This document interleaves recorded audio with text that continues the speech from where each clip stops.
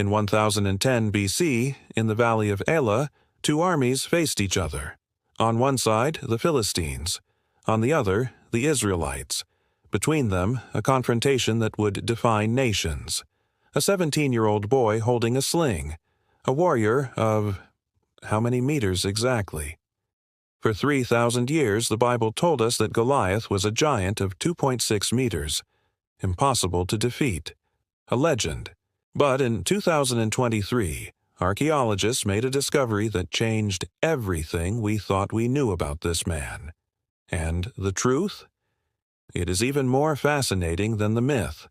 Prepare yourself, because today we are going to tell the real story of Goliath. The Bible, in 1 Samuel 17, describes Goliath like this. Height, 6 cubits and 1 span, approximately 2.6 to 2.9 meters. Armor, 5,000 shekels of bronze, 57 kilograms of weight. Shield, so heavy that it needed a bearer. Lance, like a weaver's beam, weighing 300 shekels. For centuries, we interpreted this literally. A supernatural giant. Impossible. A common boy could never defeat him. But what if this was a misinterpretation? What if the Bible was right, but we were reading it wrong? Ancient Hebrew culture had a very different pattern of writing than ours. Numbers could be written in various forms, and there was a pattern of rhetorical exaggeration common in ancient military documents of war. When Egypt described its victories, they multiplied the numbers. When Babylon reported battles, they exaggerated the dimensions of enemies. Now comes the interesting part. In 1987, archaeologists were excavating the ancient city of Gath, Tel Metzad Hashavyahu, Philistine territory, and they found something extraordinary. Fragments of pottery with inscriptions in Proto-Canaanite. In them, references to a Goliath. But here's the point. In no Philistine source found, Goliath is described as a giant. Quite the opposite. Researchers from Tel Aviv University, in 2019, conducted a DNA analysis of Philistine skeletons found in Gath. Discovery: Philistines averaged 1.73 meters in height.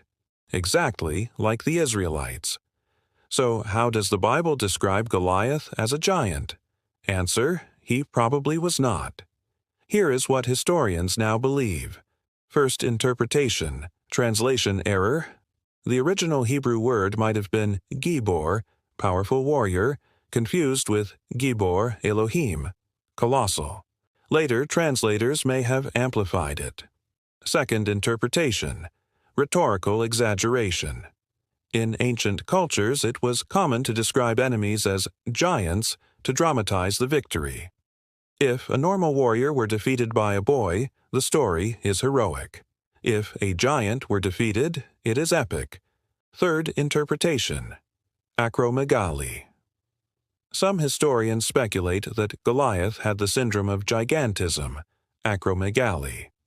This would cause above-average growth, 1.95 to 2.1 meters, difficulty of movement, and possible partial blindness, explaining why he did not see David's sling. This would not be a supernatural giant. It would be a sick man, vulnerable. When we analyze the story through the lens of history and archaeology, Goliath emerges not as an impossible monster, but as something more interesting, a real warrior. Data we have. He was champion of the Philistines, true. He was an experienced warrior, true. He wore heavy armor, true, found in Philistine excavations. He was defeated by David with a sling, probably true, but he probably measured between 1.85 to 2.05 meters. Not to 0.6, he was an exceptional warrior. Not an impossible giant. What makes David's story even more remarkable? Because David did not face physics, he faced politics, strategy, and courage.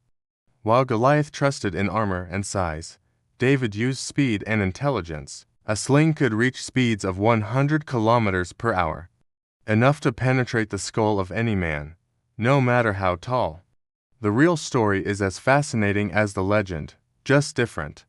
Understanding the truth about Goliath teaches us something profound, The Bible is not a book of fiction. It is an ancient historical account, written in a specific cultural context, using the conventions of its time. When we read the Bible through the lens of archaeology and history, we are not disproving it. We are understanding it better. The facts do not disappear. They only gain nuance. Goliath was real. The battle happened. David won. But the dimensions were amplified for literary, theological, and cultural reasons. And that does not make the story less important. It makes it more. In the last 20 years, archaeologists have found evidence that confirms many biblical details that were previously considered legendary. Discovery of royal seals of kings mentioned in the Bible, records of Egyptian campaigns in Canaan, evidence of cities destroyed when the Bible says they were, fragments of inscriptions that mention House of David. The pattern is clear. The more we investigate, the more confirmation we find. Not perfection, not literalism, but confirmation that events occurred, even if the details are interpreted. The story of David and Goliath transcended history to become a universal symbol, the small defeating the large, the weak overcoming the strong. This narrative persisted for 3,000 years because it is a deep truth about human nature. And knowing that there was a real historical foundation, even if simplified by oral tradition, makes the story even more powerful, not because it is exactly as the Bible says, but because it shows that even in an ancient time, with limited resources, a young man managed to do something extraordinary. And that is real. For centuries, we believed that Goliath was supernaturally large. Now we know he was a man, perhaps tall, perhaps strong, but a man, and that makes David more human too.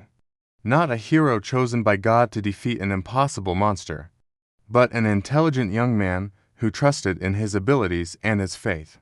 The Bible does not lose its power when we understand its historical context. On the contrary, it gains depth.